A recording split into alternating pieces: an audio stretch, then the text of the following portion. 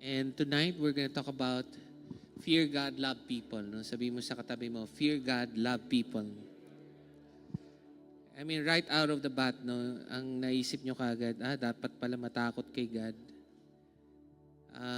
But, it's just another way of saying, honor God, make disciples. No? Pwede naman sabihing, love God, love people. But I don't think that's as accurate as fear God.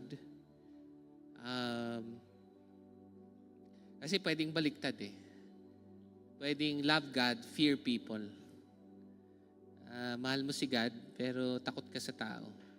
And I remember, in 2010, si Pastor Steve, Go Conference, no? That's 16 years ago. I was there. He had one word, no? Honor. And I cannot forget, hindi ko matandaan lahat kung paano niya in-exegete. But the conclusion was simple. Honor is knowing your place. Alamin mo kung saan yung lugar mo. And as a church, ang lugar natin is always to love people. And that's our place. And even as we read these verses, sabi niya, after these things, God tested Abraham and said to him, Abraham, he said, here I am. He said, take your son, your only son Isaac, whom you love, and go to the land of Moriah and offer him as a burnt offering on one of the mountains of which I shall tell you. And na-highlight dito yung whom you love. So mahal niya si Isaac. Long story, no? You just have to read Genesis 1 to 21. We can go there. So Abraham called the name of the place, the Lord will provide. So, long story short, i-offer niya si Isaac. And what happened? So Abraham called the name of the place, the Lord will provide. Jehovah Jireh. Sino sa inyo gusto nyo ng provisions galing kay Lord? And I think that's the key. Fear God, love people. And sometimes we want healing, but once you're healed, what are you gonna do? You want provisions, but once you have provisions, anong gagawin mo? So in the end, it's still about fearing God and loving people. And not just that, but even to the nations. As He said to this day, on the mountain of the Lord it shall be provided. I will surely bless you and I will surely multiply the offspring. Puro tinan nyo, mga multiply offspring as the stars of the heaven, as the sand that's in the seashore. And in your offspring shall possess the gate of his enemies. May mga gusto rin magkaanak. In the end, it's not just about having children. Kung magkakaanak nga kayo na, anong ang gagawin ninyo?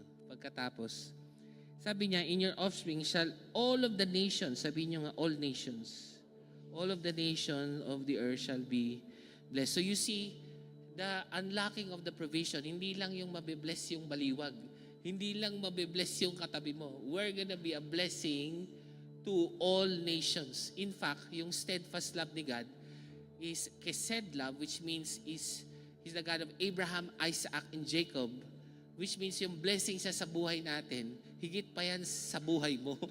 It is multi-generational. It's meant to be shared across the generations. Now, just to be able to clarify yung fear of God, sabi dito sa verse 11, but the angel of the Lord called to him from heaven and said, Abraham, Abraham, and he said, here I am. He said, do not lay your hand on the boy or do anything for him, for now I know that you fear God. Nakita niyo yun? Just to be clear, alam ko mahal niyo naman si God, but the way to love God is to have a healthy fear of Him. We don't love Him like we love people, no? It's about a healthy fear of God. Kasi pwede naman niyang sinabi na, alam ko na mas mahal mo ako kaysa kay Isaac. Hindi niya sinabi yun. Hindi nakikipagkompetensya si God sa mga minamahal natin. Ibang kategory si God. Na hindi naman gusto ni Lord na makipag-compete dyan, but that whatever you have, in a moment's notice, you're willing to let it go. Parang, okay, mahalaga to Lord, pero mas mahalaga ka pa rin. But not that, mas mahal kita kaysa mahal ko to, hindi. It's more of not competing with our loves, but that we will fear God. Now, to clarify lang, ano ba yung fear of God? Now, when all the people sa Exodus, ano ba to? Exodus 20. Now, when all the people saw the thunder and the flashes of lightning and the sound of the trumpet and the mountain smoking, the people were afraid and trembled, and they stood far off. Ito ang maling fear of God, no? Natakot sila, pero yung fear nila is to go away from God. Parang si Adam and Eve, no? Nung natakot sila, they were afraid, but they were afraid, so they are drawing away from God. So I think if it's a fear that draws you away from God, that's not a healthy fear. There's a fear of God that draws us nearer to God. Sabi niya, you speak to us, we will listen, but do not let God speak, lest we will die. Moses said to the people, do not fear, for God has come to test you, that the fear of Him may be before you, that you may not sin. The people stood far off, while Moses, look at this, while Moses drew near.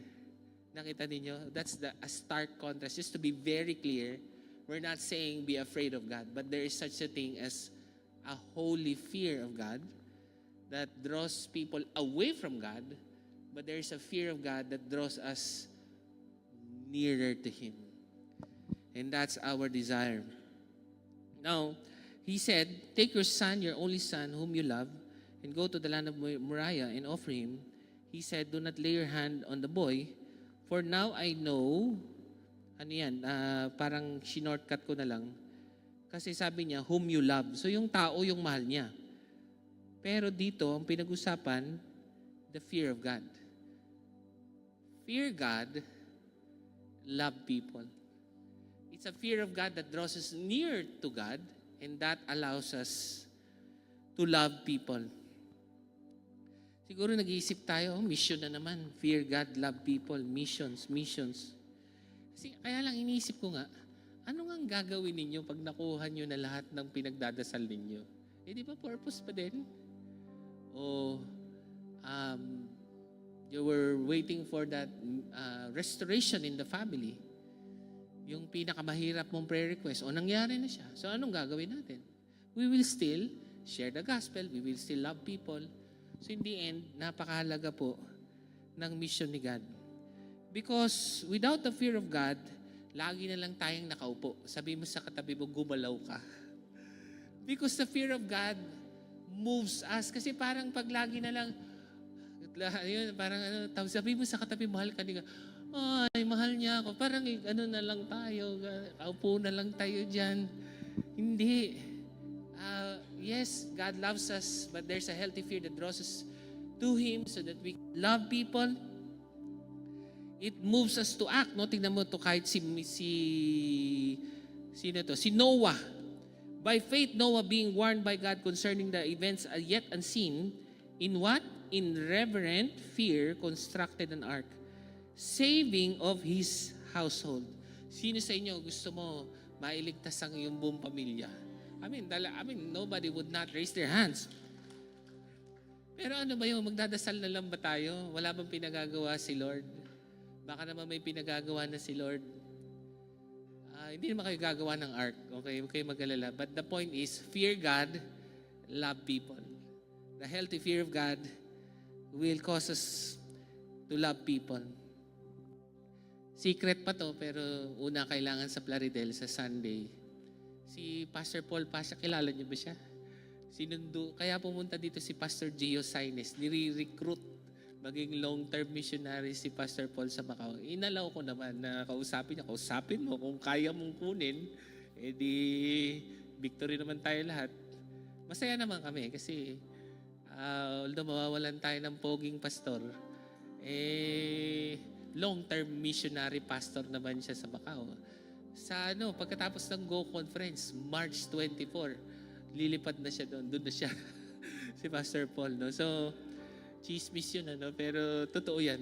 Sa Sunday, officially, isi-send off siya. Dahil kaya pumunta dito si Pastor Gio. Ang tapang ni Pastor Paul, no? Tapang niya. Pero sabi mo sa katabi mo, mas matapang ka. Kasi hindi ka sumusunod kay God. Ang tapang niya kasi sumusunod siya kay God. Pero mas matapang ka kasi hindi ka sumusunod. Tapang mo eh. So, and once again, what causes us to move is the fear of God. Meron bang nang aabuso ng power? Meron bang nagsasabi ng may project kahit walang project? Bakit ba may live stream dito? So, pero pwede. Sabi niya doon sa verse Nehemiah 5, the former governors who were before me laid heavy burdens on the people and took from them for their daily ration 40 shekels of silver. Even their servants lorded it over them. But I did not do so. So si Nehemiah, ano rin yan, government official. Sabi niya, pahirap sa mga tao to mga to. But I did not do so because of the fear of God. And so, even in Revelations 19, and from the throne came voices saying, praise our God, all you his servants, all who fear him. So, fear of God prevents abuse of power. Wala nang takot sa Diyos eh, no? Kaya minsan ayaw na lang natin makailam sa gobyerno. But I hope, pag-pray natin, magtuloy-tuloy yung Bible study natin sa government. And once again, fear God. Love people. Kasi yan ang beginning ng wisdom. Grabe, no? Kung ano-ano na lang natututunan ng mga bata sa TikTok. TikTok is the beginning of wisdom. Hindi. The fear of the Lord is the beginning of wisdom. Isipin natin, ano ba gagawin natin sa mga anak natin? Paano ba yan hindi matatangay ng mundo? Turuan natin magbasa ng Bible. Turuan natin hindi lang magbasa, kung hindi sundin din ito. Alam ko naman mahirap yan. But it is the beginning of wisdom. Another verse would say, how on the day you stood before the Lord at Horeb, and the Lord said, gather the people to me, that I may let them hear my words, so that they may learn to fear me. Tingnan mo, para saan daw yung Bible? They hear the words of God, so that you will learn to fear Him. Kaya, sana hindi lang tayo nag-check ng tawag doon, nag-check ng attendance pag Sunday. Hindi. Are we learning to fear God whenever we hear His word? Tapos sabi, that they may teach their children so. Tingnan nyo, ang unang kailangan matakot sa Diyos, ikaw. Para maturuan mo rin yung anak mo na matakot sa Kanya. And that really comes from hearing the word of God. Fear God, love people. Siyempre si Jesus naman ang unang gumawa niyan. Sabi ni Jesus, and going little farther, He fell on His face and prayed, my Father, if it be possible, let this cup pass from me. Nevertheless, not as I will, but as your will. Kita mo, no? Yung reverence niya sa Father that led Him to the cross. Kung walang reverence si Jesus sa Heavenly Father, wala, hindi tayo ligtas. Kung natakot siya sa pako, higit pa sa pagkatakot niya sa Diyos Ama, wala tayong kaligtasan. And so once again, I say again, fear God, love people, not love God, fear people. And love does not seem to cause us to act, but somehow, again, it's a healthy fear of God. So, just before we pray, I want us to ask the Holy Spirit, do I love God but still fear people's opinions regarding God's conquest for me this 2026? Do I love God but still fear people's opinions regarding God's conquest for me this 2026? Why don't you bow your heads, close your eyes.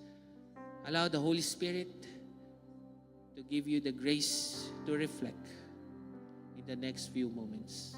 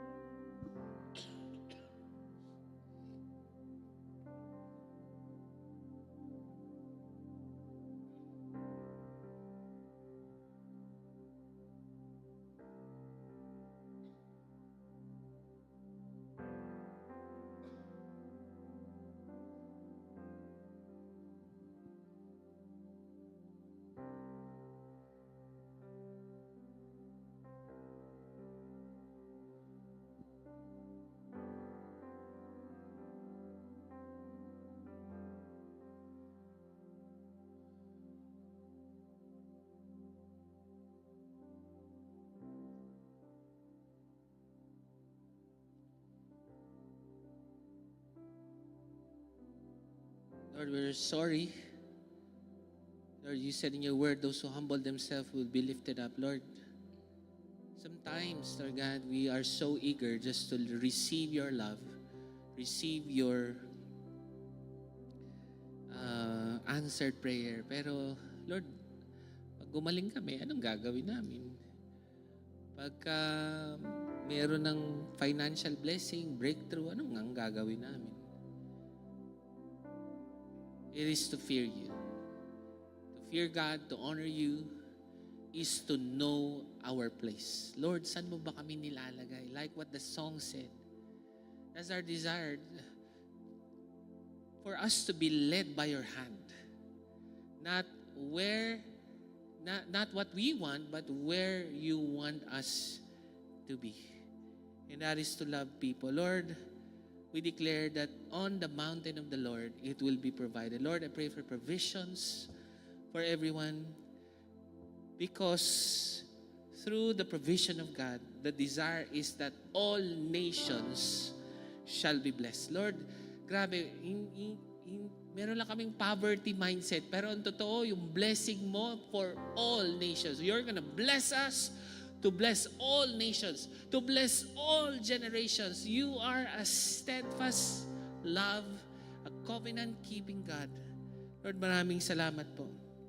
For now, you know, and I hope we come to a place that we fear God so that we can love people. Lord, thank you. John 3:16 would say, you love the world, but even before that, John 3:15 said, for those that were bitten by the snake, they needed the bronze like cross so that they can look at it, and those who looked at it would be saved. And Lord, alam namin na ang kamandag ng kasalanan ay kamatayan. Lord, we're so sorry, Lord. There's so many things dying in our lives. And yet here we are, receiving your love. And Lord, hindi naman porke binigyan mo kami ng anti-venom ngayon, ibig sabihin nun, magpapakagat na naman kami sa ahas bukas. Lord, allow us to respond to your love by fearing you. Lord, salamat. Sinagip mo kami sa kamandag ng kasalanan. Pero bukas, tulungan mo kami na hindi nang magpakagat muli. So that ang laban namin ay hindi na lamang sa sarili namin. Ang laban namin ay mahalin ang ibang tao na nakagat din ng kamandag ng kasalanan para masabi sa kanilang hindi mo naman kailangan magpakagat ng paulit-ulit. Why not, as we receive the love of God, we will respond in the fear of God. So that it's not just gonna be us, but it's always expanding. It's always not just ourselves, but even loving our family, our friends, our community, the government. Lord, maraming salamat po. Dahil inilagtas mo na kami sa kamandag ng kamatayan, Lord. Kami may buhay na walang hanggan. Hindi lang kami maging sa aming pamilya at sa mga susunod na henerasyon. Lord, wala na kaming mahihiling pa. Kaya naman kami, we have a healthy fear of you. Fear of losing you in our lives, so that we will draw near to you, so that we can draw near to the people whom you want us to reach out to. Lord, maraming salamat po. Why don't you raise up your hands to the heavens as we close? Lord, maraming salamat. As we send each one out, we say, the Lord bless you and keep you, and may He make His face shine upon you and be gracious to you and give you shalom because of the love of God. And as you have peace, may you fear God and love people. Honor God and make disciples. In Jesus' name. And everybody say, Amen. Amen.